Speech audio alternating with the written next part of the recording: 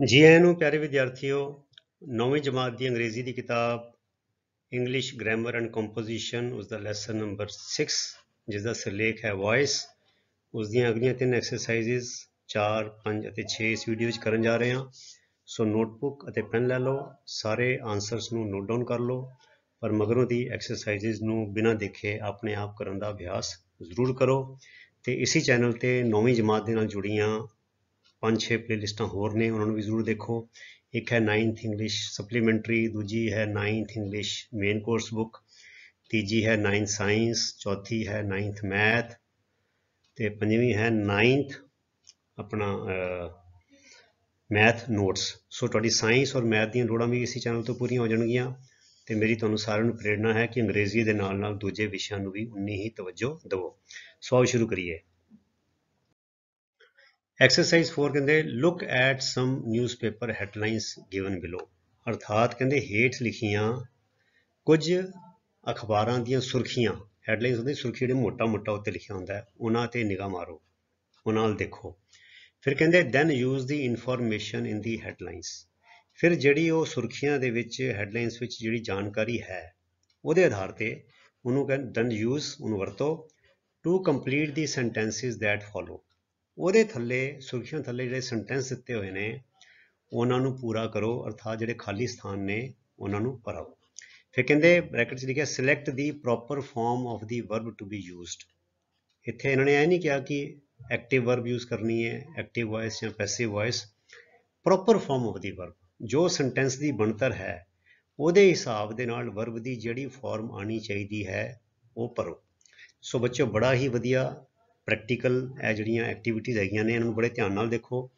ਤੁਹਾਡੀ ਭਾਸ਼ਾ ਵਿੱਚ ਮੁਹਾਰਤ ਹਾਸਲ ਕਰਨ ਲਈ ਇਹ ਐਕਟੀਵਿਟੀਜ਼ ਬਹੁਤ ਸਹਾਈ ਹੋਣਗੀਆਂ, ਚਾਹੇ ਉਹ ਬੋਲਚਾਲ ਦੀ ਅੰਗਰੇਜ਼ੀ ਹੈ, ਚਾਹੇ ਉਹ ਲਿਖਣ ਦੀ ਅੰਗਰੇਜ਼ੀ ਹੈ। ਠੀਕ ਹੈ। ਸੋ ਸੁਰਖੀ ਪਹਿਲੀ ਹੈਗੀ ਹੈ 3 ਪੈਸੇਂਜਰਸ ਕਰਸ਼ਡ, ਅਰਥਾਤ 3 ਮੁਸਾਫਰ ਦਰੜੇ ਗਏ। ਆਮ ਤੌਰ ਤੇ ਇੱਦਾਂ ਲਿਖਿਆ ਹੁੰਦਾ ਹੈ। ਸੋ ਇਹਨੂੰ ਕਿੱਦਾਂ ਲਿਖਾਂਗੇ? ਪੂਰਾ ਸੈਂਟੈਂਸ ਇਹ ਤੇ ਸੁਰਖੀ ਹੈਗੀ ਹੈ, ਇਹ ਸੈਂਟੈਂਸ ਪੂਰਾ ਨਹੀਂ ਹੈਗਾ, ਸੁਰਖੀ ਹੈ, ਸਿਰਫ ਹੈਡਲਾਈਨ ਹੈ। ਸੋ ਇੱਦਾਂ ਲਿਖਾਂਗੇ 3 passengers were crushed to death when they fell from the rooftop of a bus, ਜਦੋਂ ਉਹ ਮੁਸਾਫਰ 3 ਮੁਸਾਫਰ ਜਿਹੜੇ ਸੀਗੇ ਉਹ ਬੱਸ ਦੀ ਛੱਤ ਤੋਂ ਥੱਲੇ ਡਿੱਗੇ ਤੇ ਉਹ ਦਰੜੇ ਗਏ ਤੇ ਉਹਨਾਂ ਦੀ ਮੌਤ ਹੋ ਗਈ। ਠੀਕ ਹੈ। ਫਿਰ ਅਗਲੇ ਹੈਗੀ 50 huts destroyed, ਅਰਥਾਤ 50 ਝੁੱਗੀਆਂ ਜਿਹੜੀਆਂ ਸੀ ਝੌਂਪੜੀਆਂ, 50 ਝੌਂਪੜੀਆਂ ਤਬਾਹ ਹੋਈਆਂ। ਠੀਕ ਹੈ। ਸੋ ਇਹਨੂੰ ਕਿੱਦਾਂ ਲਿਖਾਂਗੇ? A fire broke out, break out ਹੁੰਦਾ ਮਤਲਬ ਕਿ ਬੜੀ ਤੇਜ਼ੀ ਦੇ ਨਾਲ ਫੈਲਣਾ, ਬੜੀ ਤੇਜ਼ੀ ਨਾਲ ਕੋਈ ਅਚਾਨਕ ਚੀਜ਼ ਦਾ ਪਨਪਣਾ। ਸੋ ਅ ਫਾਇਰ ਬ੍ਰੋਕ ਆਊਟ ਅਰਥਾਤ ਅੱਗ ਭੜਕੀ। ਕਿੱਥੇ? ਇਹਨਾਂ ਰੀਸੈਟਲਮੈਂਟ ਕਲੋਨੀ। ਰੀਸੈਟਲਮੈਂਟ ਕਲੋਨੀ ਹੁੰਦੀ ਹੈ ਜਿੱਥੇ ਦੂਰੋਂ ਦੀ ਉੱਜੜ ਕੇ ਬਹੁਤ ਵੱਡੀ ਗਿਣਤੀ ਵਿੱਚ ਕਈ ਪਰਿਵਾਰ ਆਏ ਹੋਣ ਤੇ ਨਵੇਂ ਥਾਂ ਤੇ ਵਸ ਜਾਣ, ਤੇ ਉਹਨੂੰ ਅਸੀਂ ਰੀਸੈਟਲਮੈਂਟ ਕਲੋਨੀ ਕਹਿ ਦਿੰਦੇ ਹਾਂ। So a fire broke out in a resettlement colony in ਵਿਚ 50 huts were destroyed। ਸੋ ਇੱਥੇ 50 huts destroyed ਹੈ, 50 huts were destroyed, ਅਰਥਾਤ ਰੀਸੈਟਲਮੈਂਟ ਕਲੋਨੀ ਦੇ ਵਿੱਚ ਅੱਗ ਲੱਗੀ ਜਿਸ ਵਿੱਚ 50 ਝੌਂਪੜੀਆਂ ਤਬਾਹ ਹੋ ਗਈਆਂ। ਫਿਰ ਆ ਗਿਆ ਲਿਓਪਾਰਡ ਬੀਟਨ ਟੂ ਡੈਥ, ਲਿਓਪਾਰਡ ਦਾ ਚੀਤਾ, ਅਰਥਾਤ ਮਾਰ ਮਾਰ ਕੇ ਚੀਤੇ ਨੂੰ ਮਾਰ ਦਿੱਤਾ ਗਿਆ, ਮਤਲਬ ਕੁੱਟ-ਕੁੱਟ ਕੇ ਚੀਤੇ ਨੂੰ ਮਾਰ ਦਿੱਤਾ ਗਿਆ, ਇਹਦਾ ਮਤਲਬ। ਸੋ ਇਹਨੂੰ ਪੂਰਾ ਲਿਖਾਂਗੇ ਦੀ ਪੁਲਿਸ ਰਿਪੋਰਟ ਦੈਟ, ਅਰਥਾਤ ਪੁਲਿਸ ਨੇ ਇਹ ਜਾਣਕਾਰੀ ਦਿੱਤੀ ਹੈ ਕਿ ਅ ਲਿਓਪਾਰਡ ਵਾਜ਼ ਬੀਟਨ ਟੂ ਡੈਥ, ਇੱਕ ਚੀਤੇ ਨੂੰ ਕੁੱਟ-ਕੁੱਟ ਕੇ ਮੌਤ ਦੇ ਹਵਾਲੇ ਕਰ ਦਿੱਤਾ ਗਿਆ ਬਾਈ ਵਿਲੇਜਰਸ, ਪਿੰਡ ਦੇ ਲੋਕਾਂ ਵੱਲੋਂ। When it try to attack them, ਜਦੋਂ ਉਹਨੇ ਉਹਨਾਂ ਤੇ ਹਮਲਾ ਕਰਨ ਦਾ ਯਤਨ ਕੀਤਾ। ਠੀਕ ਹੈ। ਸੋ ਇਹ ਸੈਂਟੈਂਸ ਪੂਰਾ ਹੋ ਗਿਆ। ਫਿਰ ਕਹਿੰਦੇ ਸਸਪੈਕਟ ਅਰੈਸਟਡ, ਸਸਪੈਕਟ ਹੁੰਦਾ ਸ਼ੱਕੀ, ਅਰੈਸਟਡ ਮੈਨੇ ਗ੍ਰਿਫਤਾਰ, ਇਹਦਾ ਮਤਲਬ ਹੈਗਾ ਪੰਜਾਬੀ 'ਚ ਕਹਾਂਗੇ ਸ਼ੱਕੀ ਗ੍ਰਿਫਤਾਰ। ਠੀਕ ਹੈ। ਜਾਂ ਸ਼ੱਕੀ ਗ੍ਰਿਫਤਾਰ ਕੀਤਾ ਗਿਆ, ਸ਼ੱਕੀ ਗ੍ਰਿਫਤਾਰ। ਠੀਕ ਹੈ। ਸੋ ਲੰਡਨ ਪੁਲਿਸ ਰਿਪੋਰਟ ਦੈਟ, ਅਰਥਾਤ ਲੰਡਨ ਦੀ ਪੁਲਿਸ ਨੇ ਇਹ ਰਿਪੋਰਟ ਦਿੱਤੀ ਹੈ ਕਿ ਆ ਸਸਪੈਕਟ ਇੱਕ ਸ਼ੱਕੀ involved in the bomb blast case, bomb ਦੇ ਧਮਾਕੇ ਦੇ ਕੇਸ ਵਿੱਚ ਜਿਹੜਾ ਇੱਕ ਸ਼ਮੂਲੀਅਤ ਜਿਹੜੀ ਸੀਗੀ, ਵਾਜ਼ ਅਰੈਸਟਡ, ਉਹਨੂੰ ਗ੍ਰਿਫਤਾਰ ਕੀਤਾ ਗਿਆ। ਫਿਰ ਟੂ ਸਟੈਬਡ, ਸਟੈਬ ਹੁੰਦਾ ਬੱਚਿਓ ਕੋਈ ਤਿੱਖੀ ਚੀਜ਼ ਖੋਬਣੀ, ਆਮ ਤੌਰ 'ਤੇ ਅਸੀਂ ਜਿਹੜੇ ਇੱਦਾਂ ਅਪਰਾਧ ਦੀ ਗੱਲ ਹੋਵੇ ਸਟੈਬ ਹੁੰਦਾ ਵੀ ਚਾਕੂ ਨਾਲ ਮਾਰਿਆ, ਹੈ ਨਾ। ਟੂ ਸਟੈਬਡ ਅਰਥਾਤ ਦੋ ਦੇ ਛੁਰਾ ਵੱਜਿਆ ਜਾਂ ਦੋ ਦੇ ਛੁਰਾ ਮਾਰਿਆ ਗਿਆ, ਛੁਰਾ ਘੁੰਪਿਆ ਗਿਆ। So it is learned that, ਅਰਥਾਤ ਇਹ ਜਾਣਕਾਰੀ ਮਿਲੀ ਹੈ, ਇਹ ਜਾਣਕਾਰੀ ਪ੍ਰਾਪਤ ਹੋਈ ਹੈ, ਇਹ ਗਿਆਤ ਵਿੱਚ ਆਇਆ ਹੈ ਕਿ 2 persons were stabbed, ਕਿ ਦੋ ਬੰਦਿਆਂ ਨੂੰ ਚਾਕੂ ਨਾਲ, ਉਹਨਾਂ ਤੇ ਚਾਕੂ ਨਾਲ ਹਮਲਾ ਕੀਤਾ ਗਿਆ। ਇਨ 2 separate incidents yesterday, ਅਰਥਾਤ ਦੋ ਵੱਖ-ਵੱਖ ਘਟਨਾਵਾਂ ਵਿੱਚ ਕੱਲ ਜੋ ਵਾਪਰੀਆਂ ਉਹਨਾਂ ਵਿੱਚ ਇਹ ਰਿਪੋਰਟ ਆਈ ਹੈ ਕਿ ਦੋ ਬੰਦਿਆਂ ਦੇ ਚਾਕੂ ਵੱਜਾ। ਅਗਲਾ ਆ ਗਿਆ F, Indians to pay more for Pak citizenship, ਅਰਥਾਤ Indians to pay more for Pak citizenship, ਅਰਥਾਤ ਪਾਕਿਸਤਾਨ ਦੀ ਨਾਗਰਿਕਤਾ ਲਈ ਹੁਣ ਭਾਰਤੀਆਂ ਨੂੰ ਜ਼ਿਆਦਾ ਫੀਸ ਦੇਣੀ ਪਏਗੀ। ਸੋ ਇੰਡੀਅਨਸ ਅਪਲਾਈਂਗ ਫॉर ਪਾਕਿਸਤਾਨੀ ਸਿਟੀਜ਼ਨशिप, ਅਰਥਾਤ ਉਹ ਭਾਰਤੀ ਪਾਕਿਸਤਾਨ ਦੀ ਨਾਗਰਿਕਤਾ ਲਈ ਅਪਲਾਈ ਕਰਨ ਵਾਲੇ ਭਾਰਤੀਆਂ ਨੂੰ ਵਿਲ ਹੈਵ ਟੂ ਪੇ ਮੋਰ ਨਾਓ, ਹੁਣ ਜ਼ਿਆਦਾ ਫੀਸ, ਜ਼ਿਆਦਾ ਪੈਸੇ ਖਰਚ ਕਰਨੇ ਪੈਣਗੇ। ਠੀਕ ਹੈ। ਅਗਲੀ ਐਕਸਰਸਾਈਜ਼ ਆ ਗਈ 5। The passive voice can be used in several tenses, ਅਰਥਾਤ ਜਿਹੜੀ ਪੈਸਿਵ ਵੌਇਸ ਹੈ ਬੱਚਿਓ, ਜਿਹਦੇ 'ਚ third form of verb use ਕੀਤੀ ਜਾਂਦੀ ਹੈ, ਉਹ ਕਾਫੀ ਸਾਰੇ ਟੈਂਸਿਸ ਵਿੱਚ ਵਰਤੀ ਜਾ ਸਕਦੀ ਹੈ। ਕਹਿੰਦੇ ਕੰਪਲੀਟ ਦਾ ਫੋਲੋਇੰਗ ਟੇਬਲ, ਹੇਠ ਲਿਖਾ ਟੇਬਲ ਜੋ ਹੈ ਉਹਨੂੰ ਪੂਰਾ ਕਰੋ। ਫਿਲਿੰਗ ਇਨ ਦੀ ਬਲੈਂਕਸ, ਖਾਲੀ ਸਥਾਨ ਭਰਦੇ ਹੋਏ with suitable farm of the verbs, ਉਹਨਾਂ ਦੀ ਢੁਕਵੀਂ ਜਿਹੜੀ ਵਰਬ ਦੀ ਫਾਰਮ ਹੈ ਉਹਨੂੰ ਭਰਦੇ ਹੋਏ। ਸੋ ਬੱਚੋ ਟੇਬਲ ਪੂਰਾ ਕਰ ਦਈਏ। ਇਹ ਦੇਖੋ, ਜੇ ਬੱਚੋ ਫਿਊਚਰ ਇਨਡੈਫੀਨਿਟ ਹੋਵੇ ਤੇ ਫਿਰ ਹੁੰਦਾ ਵਿਲ ਬੀ, ਸ਼ੈਲ ਬੀ ਤੇ ਨਾਲ ਥਰਡ ਫਾਰਮ ਹੁੰਦੀ ਹੈ। So lunch will be taken at 1 PM here, ਅਰਥਾਤ ਦੁਪਹਿਰ ਦਾ ਖਾਣਾ ਇੱਥੇ 1 ਵਜੇ ਖਾਧਾ ਜਾਏਗਾ, ਵਿਲ ਬੀ ਟੇਕਨ। ਠੀਕ ਹੈ। ਪਾਸਟ ਕੰਟੀਨਿਊਅਸ, ਕੰਟੀਨਿਊਅਸ ਹੁੰਦਾ ਬੱਚੋ ਜਿੱਥੇ ING ਆ ਜਾਏ ਵਰਬ ਦੇ ਨਾਲ। ਠੀਕ ਹੈ। ਤੇ ਪਾਸਟ ਹੁੰਦਾ ਵਾਜ਼ ਜਾਂ ਵਰ, ਸਿੰਗੂਲਰ ਵਾਸਤੇ ਵਾਜ਼, ਬਹੁਵਚਨ ਵਾਸਤੇ ਵਰ, ਯੂ ਵਾਸਤੇ ਵਰ ਸਿੰਗੂਲਰ ਜਾਂ ਹੋਵੇ। ਠੀਕ ਹੈ। ਆਈ ਵਾਸਤੇ ਵਾਜ਼, ਵੀ ਵਾਸਤੇ ਵਰ, ਹੀ ਸ਼ੀ ਵਾਸਤੇ ਵਾਜ਼, ਇਟ ਵਾਸਤੇ ਵਾਜ਼ ਸਿੰਗੂਲਰ ਵਾਸਤੇ। ਸੋ ਨਾਲ ਜਿਹੜੇ ਪੈਸਿਵ ਵੌਇਸ ਕਰਦੇ ਆ ਜਿੱਥੇ ING ਹੁੰਦਾ ਤੇ ਬੀਇੰਗ ਲੱਗ ਜਾਂਦਾ, ਬੀਇੰਗ। ਠੀਕ ਹੈ। ਤੇ ਨਾਲ ਥਰਡ ਫਾਰਮ ਆਉਂਦੀ ਹੈ, ਦੇਖੋ ਥਰਡ ਫਾਰਮ ਤੇ ਹੈਗੀ ਬਿਲਟ। ਦੀ ਹਾਊਸ ਵਾਜ਼ ਬੀਇੰਗ ਬਿਲਟ, ਅਰਥਾਤ ਘਰ ਬਣਾਇਆ ਜਾ ਰਿਹਾ ਸੀ। ਠੀਕ ਹੈ। ਤੇ ਜਿੱਥੇ ਪ੍ਰੈਜ਼ੈਂਟ ਪਰਫੈਕਟ ਹੋਵੇ, ਜਿੱਥੇ ਬੱਚੇ ਪਰਫੈਕਟ ਆ ਜਾਏ ਉੱਥੇ ਹਮੇਸ਼ਾ ਹੈਜ਼, ਹੈਵ, ਹੈਡ ਆ ਜਾਂਦਾ ਹੈ, ਤਿੰਨਾਂ ਚੋਂ ਕੁਛ ਵੀ। ਤੇ ਪ੍ਰੈਜ਼ੈਂਟ ਆ ਜਾਏ ਤੇ ਫਿਰ ਹੈਡ ਨਹੀਂ ਆਏਗਾ, ਫਿਰ ਹੈਜ਼ ਆਏਗਾ ਜਾਂ ਹੈਵ ਆਏਗਾ। ਯੂ ਦੇ ਨਾਲ ਹੈਵ ਆਏਗਾ, ਹੀ ਸ਼ੀ ਇਟ ਜਾਂ ਸਿੰਗੂਲਰ ਪ੍ਰੋਪਰ ਨਾਉਨ ਦੇ ਨਾਲ ਹੈਜ਼ ਆਏਗਾ, ਦੇ ਨਾਲ ਹੈਵ ਆਏਗਾ, ਵੀ ਦੇ ਨਾਲ ਹੈਵ ਆਏਗਾ, ਆਈ ਦੇ ਨਾਲ ਹੈਵ ਆਏਗਾ। ਠੀਕ ਹੈ। ਸੋ ਇਹ ਸਾਰੀ ਗੱਲਾਂ ਵਿੱਚ ਅਸੀਂ ਤੁਹਾਨੂੰ ਦੱਸਦੇ ਰਹਿੰਦੇ ਹਾਂ। ਸੋ ਪ੍ਰੈਜ਼ੈਂਟ ਪਰਫੈਕਟ ਦਾ ਮਤਲਬ ਕੀ ਹੈ ਬੱਚੋ, ਜਾਂ ਹੈਜ਼ ਬੀਨ ਆਏਗਾ ਜਾਂ ਹੈਵ ਬੀਨ ਆਏਗਾ। ਠੀਕ ਹੈ।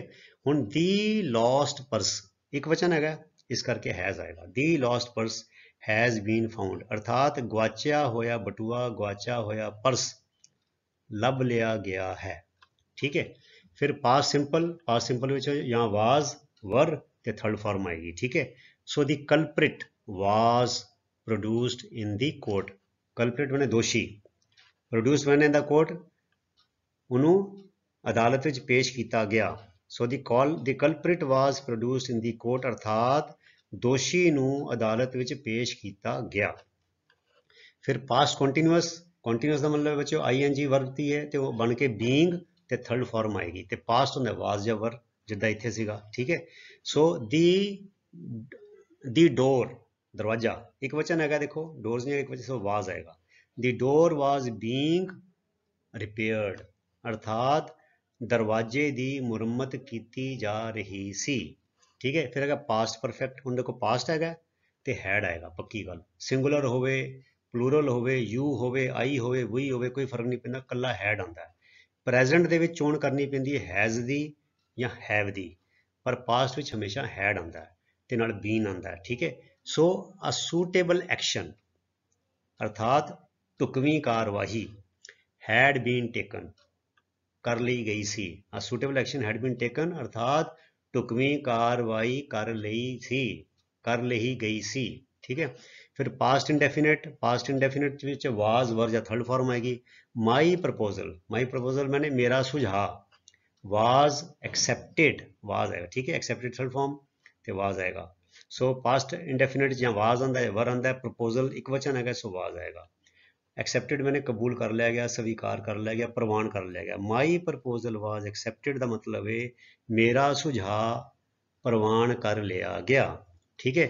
ਫਿਰ ਪਾਸਟ ਪਰਫੈਕਟ ਵਿੱਚ ਬੱਚਿਓ ਹੈਡ ਤੇ ਬੀਨ ਆਏਗਾ। ਲੈਟਰਸ ਚਿੱਠੀਆਂ, ਹੈਡ ਬੀਨ ਪੋਸਟਡ, ਚਿੱਠੀਆਂ ਡਾਕ ਵਿੱਚ ਪਾ ਦਿੱਤੀਆਂ ਗਈਆਂ ਸਨ।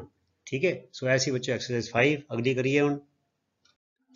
Exercise 6 complete each of the following sentences using the correct form of the verb in the bracket. अर्थात हेठ लिखे हर एक सेंटेंस नू संपूर्ण करो, पूरा करो, खाली स्थान भर के correct form of the verb की ढुकवीं फॉर्म वरत के।